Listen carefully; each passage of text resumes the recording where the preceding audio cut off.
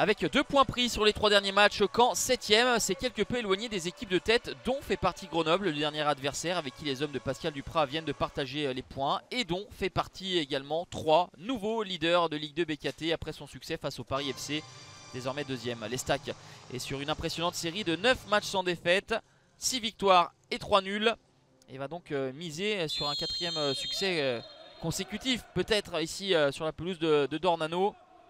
Laurent Batles aligne évidemment Johan Tousgar avec Saint-Louis, Raveloson et Chambost. Bref, des arguments offensifs pour essayer de faire la différence. Avec justement Raveloson qui va frapper dans un angle fermé. Et ça touche le montant de Rémi Rioux. La tenue de balle est nettement à l'avantage des Troyens avec Tousgar qui tente sa chance. Et ça a été repoussé comme il le pouvait par Rémi Rioux.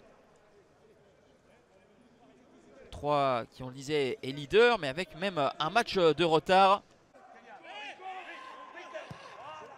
Caen essaye de réagir avec ce ballon qui est mis sur le côté.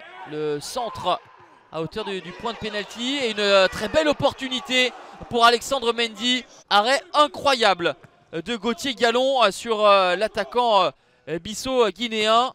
Alexandre Mendy pensait vraiment ouvrir le score, mais c'est une véritable prouesse de Gauthier Gallon qui permet à 3 de rentrer au vestiaire sur ce score de 0-0.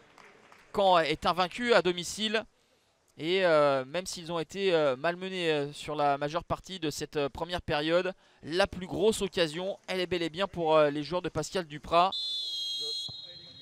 C'est donc la 2e réception consécutive pour les malherbistes, avec 2 équipes du haut de tableau. Après Grenoble, c'est donc 3. Et pour l'instant, les Troyens mettent plus de mouvement en début de 2e période avec ce centre repris par Dylan Saint-Louis. La tête plongeante qui trouve le poteau de Rémi Rioux. En 2e période, il y aura 70% de possession pour les hommes de Laurent Batles. Mais en revanche, ce sera plutôt équilibré en termes de tir. 3 cadrés de chaque côté.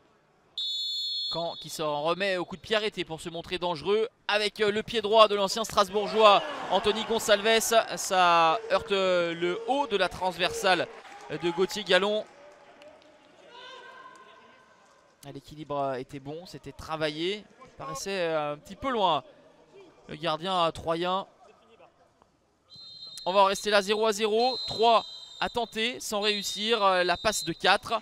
L'Estac est invaincu depuis 10 matchs et se fait subtiliser la première place par Grenoble.